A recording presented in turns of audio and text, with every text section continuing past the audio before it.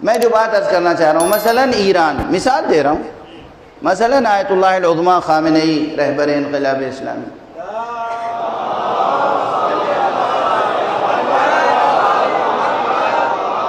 اب تجزیے ہوتے رہتے ہیں اور خود ہماری قوم ٹکڑوں میں بٹ گئی ہے. کیوں؟ ایک سوال کا جواب دے دیجئے مجھے.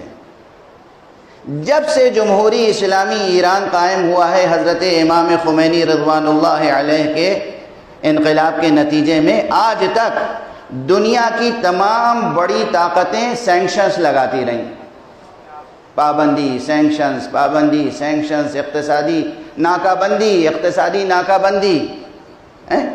اس کے باوجود جنہیں یہ سمجھتے تھے کہ یہ علماء، یہ عمامہ رکھنے والے، یہ حکومت کیا چلائیں گے، یہ سیاست کیا کریں گے، یہ ملک کیا چلائیں گے، دوسرے ملکوں پہ جن پہ پابندیاں نہیں ہیں، دیکھیے کہ وہ اقتصادی طور پر ناکام ہوتے جا رہے ہیں. چھوٹے بڑے ملکوں کو دیکھ لیجئے، اقتصادی طور پر ناکام. سری لنکا سے لے کے اور بہت سے ملکوں کو دیکھ لیجئے، کچھ ناکام ہو چکے ہیں، کچھ ناکام ہیں مگر مان نہیں رہے ہیں ابھی کہ ہم ناکام ہیں.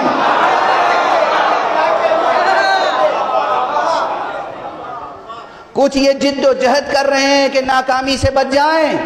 یہ سب کچھ مگر تعلیم کے میدان میں، سائنس کے میدان میں، ریسرچ کے میدان میں، تو یہ میڈیکل سائنس کے میدان میں، پریکٹیکلی ہاسپٹلز، انٹرنیشنل اسٹینڈرڈ کے ہاسپٹلز تعمیر کرنے کے میدان میں، ہر اعتبار سے اتنی ترقی کی ہے سینکشنز کے باوجود ایران نے. میں کہتا ہوں یہ صرف معجزہ ہے اس پرچم کا جس پر لا الہ الا اللہ لکھا ہوا ہے، اور اس رہبر کی تاثیر ہے جس کے دل پر لا الہ الا اللہ لکھا ہوا ہے. صلوات پڑھیں محمد و آلہ. حالات سامنے ہیں. کس کا معجزہ ہے؟ توحید حق صمدی. ہم خدا رکھتے ہیں، ہم امریکہ کے سامنے کیوں جھک جائیں؟ ہم خدا رکھتے ہیں، ہم کسی اور کے سامنے کیوں جھک جائیں؟ ارے ہم کسی کے سامنے جھک جائیں تو خدا کو کیا جواب دیں گے؟ ہم خدا رکھتے ہیں، ہم کلمہ طیبہ رکھتے ہیں، اور ہم تو وہ ہیں جو کلمہ طیبہ بھی رکھتے ہیں، شجرہ طیبہ بھی رکھتے ہیں. کلمہ طیبہ بھی رکھتے ہیں، شجرہ طیبہ بھی رکھتے ہیں. وہ شجرہ طیبہ جس کی جڑ نور، تنا نور، شاخیں نور، پتے نور، کلیاں نور، پھول نور، پھل نور. شجرہ کیا ہے؟ نور علی نور.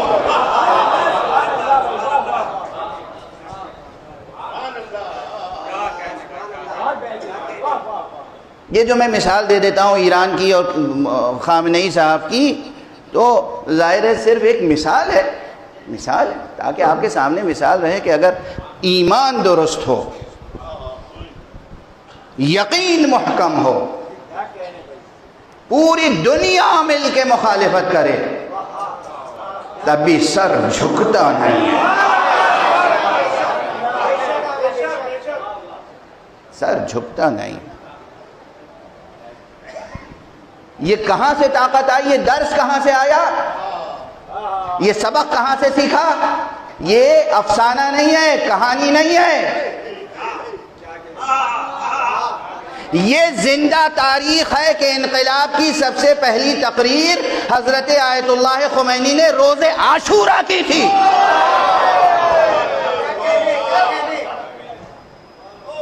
روز عاشورہ حسینی.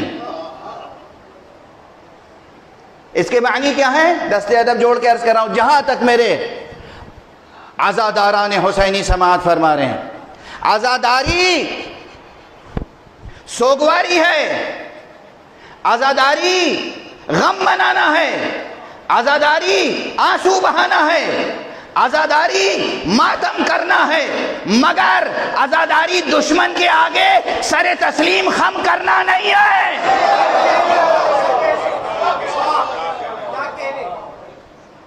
عزاداری ہے غزا روح ازا جان شریعت کی قسم. آزاداری کی روح جہاد ہے. آزاداری کی روح بے دینی سے جہاد ہے. آزاداری کی روح باطل سے جنگ ہے. خالی یہ دہراتے رہنے سے کام تھوڑی چلے گا کہ کربلا کی جنگ حق و باطل کی جنگ تھی. اگر کربلا کی جنگ حق و باطل کی جنگ تھی تو کربلا کا نام لے کر مجلسوں کا تبرک کھانے والوں تم نیوٹرل کیوں ہو؟ خدا کی قسم، قرآن کی قسم، اس دل پر نور کی قسم جس پر قرآن نازل ہوا، اس کے پورے شجرہ نور کی قسم، کربلا حق و باطل کی جنگ تھی. اور ایک جملہ بدل دوں، آج سے یہ نہ کہیے گا کربلا حق و باطل کی جنگ تھی، کربلا حق و باطل کی جنگ ہے.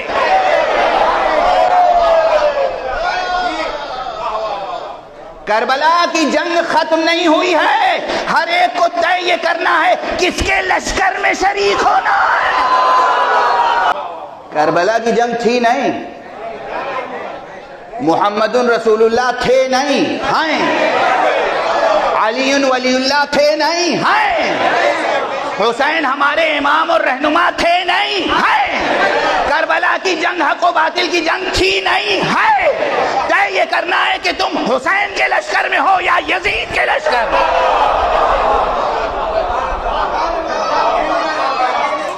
ہر شخص، ہر فرد، ہر مرد، ہر عورت، ہر وہ بچہ جو سن تمیز تک پہنچ چکا ہو، ہر وہ بچہ جو سفید اور کالے رنگوں کو پہچانتا ہو،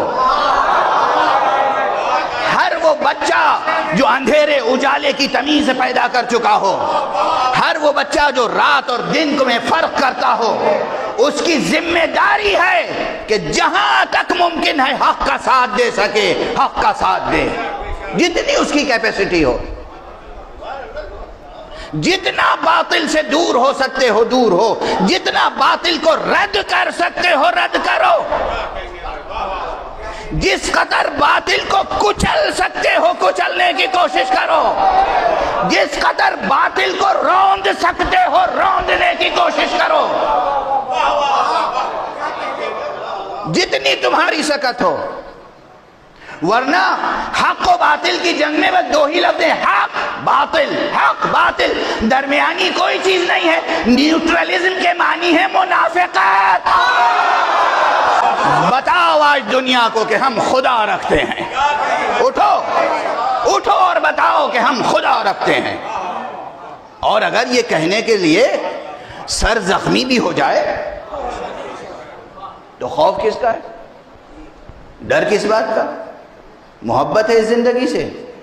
یہی کمزوری ہے.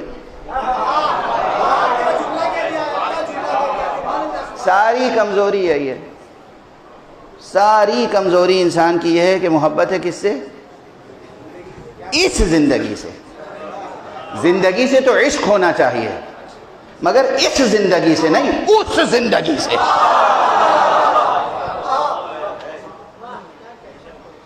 اس زندگی سے نہیں، یہ زمین پر رینگتی ہوئی زندگی، یہ کائی اور کیچڑ میں آلودہ زندگی، یہ خاک اور خون میں آلودہ زندگی، یہ خاکنائے دہر میں محدود زندگی، یہ زندگی جس کا آخری لمحہ موت کہلاتا ہے، یہ زندگی محبت کرنے کے قابل نہیں ہے. اس زندگی سے محبت کرو جو عظیم الشان زندگی ہے، جس کے بعد زندگی ہی زندگی ہے، زندگی ہی زندگی ہے، زندگی ہی زندگی ہے. انسان ازلی تو نہیں ہے مگر ابدی ہے، بشرطے کہ نور علی نور کا پیغام سمجھ لے.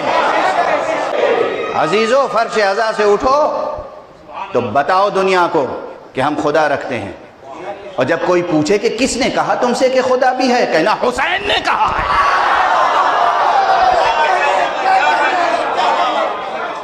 کسی کی مجال نہیں ہے جو تمہیں جھٹلا دے. فلسفی، منطقی، مشککین، کمیونسٹ، خدا کے انکار کرنے والے ملحد سفسطی کوئی بھی آ جائے، فرش عزا سے اٹھو، اعلان کرو کہ ہم خدا رکھتے ہیں، اور جب کوئی پوچھے کس نے کہا خدا بھی وجود رکھتا ہے، کہہ دینا حسین نے کہا ہے۔ یہ نہ کہنا سقراط کی یہ دلیل ہے اور بقراط کی وہ دلیل ہے، اور فلسفی افلاطون نے یہ کہا اور ارسطوٹل نے یہ کہا اور حکیم نے یہ کہا اور فلسفی نے یہ کہا اور علامہ نے یہ کہا۔ نہیں، ایک جواب ہو، خدا ہے، یہ ہمیں حسین نے بتایا ہے۔ Thanks for watching.